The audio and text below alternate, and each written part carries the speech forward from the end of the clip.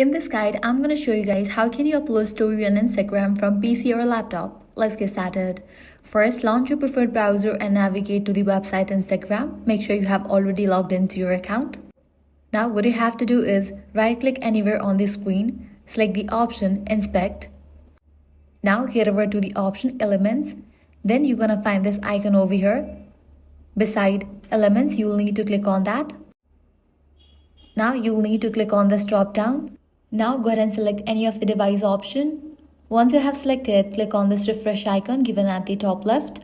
Now you will get the option of your story. You will need to click on that. Select the picture that you want to upload. Click on the option add to your story. With that, the picture will be uploaded.